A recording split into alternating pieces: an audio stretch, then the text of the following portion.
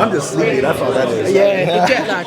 Yeah. The only thing I'll ask is that you come in slightly so I can make sure that you're in view, but enjoy your drink. I know that's important.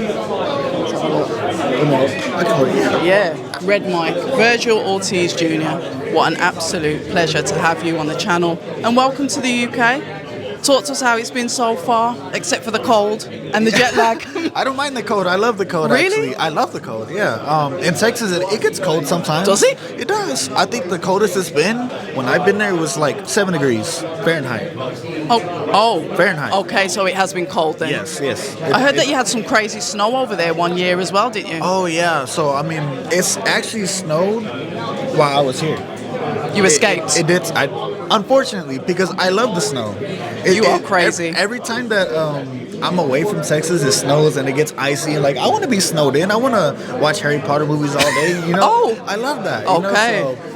But so as far as London, I love the city. Everyone's so nice here, so classy. Everything's great. I love the food. I had some lasagna from this place. It was so bomb. The tea's fire. The coffee is great, and I love everything about it. I would love to fight here one day. Yeah, well, we would love you to have you fight here as well. The thing is with the UK fans is we love boxing. Yes. It's one of our major sports. It's either football or boxing. And boxing fans are absolutely mad for the sport.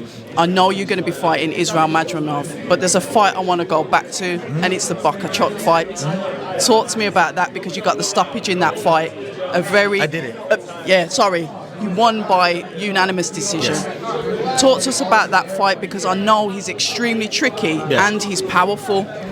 Talk to us how you overcame his style. Yeah, so I wouldn't say he's tricky. He's the thing is with him, he's just a relentless fighter. You know, he has literally like an endless gas tank. He doesn't stop.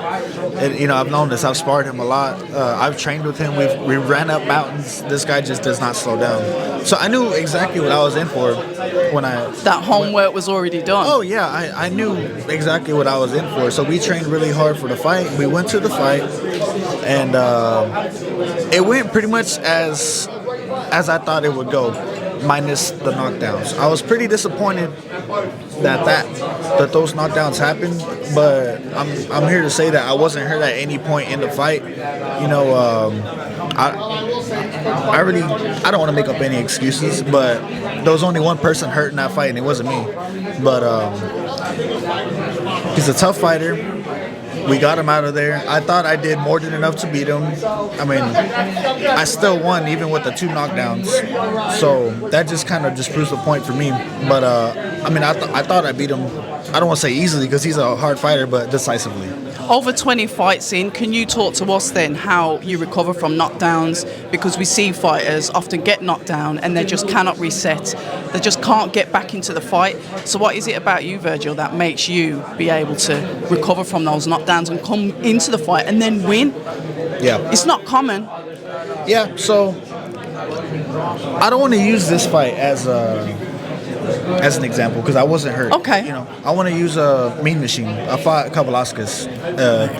So he hurt me in the second round. That's the only fight where I actually got hurt. He stunned me pretty bad.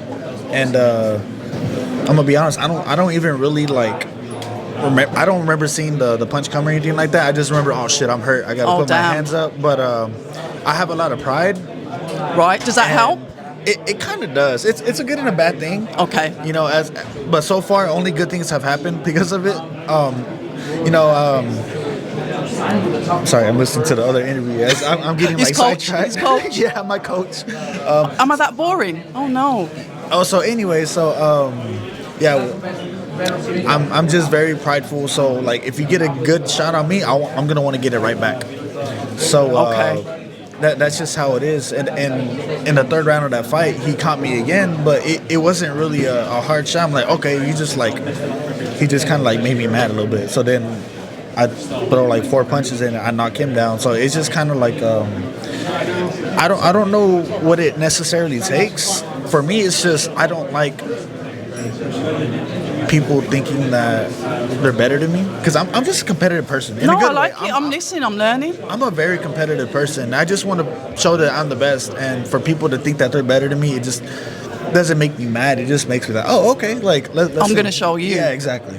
That's all it is. So when you look at Israil Madrimov, then another fighter that I will say is quite fit. I watch he's training quite hard.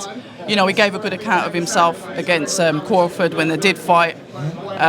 Talk to me about that fight and how you intend to win. So with Madrimov, I was sparring him for the Mean Machine fight. For that fight that I was just talking about, I was sparring him and Bohachuk for that fight, which is crazy, right? It's crazy, but I was sparring Madrimov for that fight, and the sparring sessions were good. I feel like we felt each other out. We kind of saw that what we got, and they were really good sparring sessions for both of us. And as far as how I think the fight goes, I mean, I'm not the one to make any predictions, so I'm not going to say anything. That's but fine. I just think that it's going to be a very fan-friendly fight. I think it's going to steal the show on February 22nd in Saudi Arabia. And it's a fight to watch out for, and I'm very excited for it. With your experience, would you say that, you know, having all these sparring partners that you've had and then going in to fight them professionally, advantage, disadvantage, how does it work? It's kind of an advantage, but how do I say this? Like, because this is an advantage for him also, right? Works both ways. It works both ways. So it's kind of a double-edged sword in a way, but I would take the risk so I can learn and I can know what to watch out for, to see what works. Of course, you know, like I said, it works for him too, but as long as I had the advantage also, then that's fine with me. The rankings, I believe your WBC, is it interim? Yes. You've got the interim belt. So what does this win do for you in regards to the rankings, putting you out there? I know that you've moved up. Well, you've been campaigning at Super Welter for a while now. Yeah. So let's not even talk about the rankings. You know, Madrimov he's a fighter, elite, a badass fighter in himself. Yeah. You know, God willing, I get the win. You know, that would just be that would be amazing in itself. Like, I love the belts, but like, I think that's what I would gain the most out of it, the resume. And that's interesting to hear, because some people, they want the belts, they want the golds, that's what they want, but you're like, I want the wins, I want the names that come with those wins. Yeah, of course. And you know, I want the belts too, but you know what, I feel like it's the person behind the belt I hear that that. really matters. I hear that. Listen, I wish you all the best. I know there's a queue of people waiting for you. Thank you so much for your time. Thank you. I'm going to try and grab your coach, see if you can listen into that one as well. Enjoy your coffee. Thank you. Thank you. Thank you.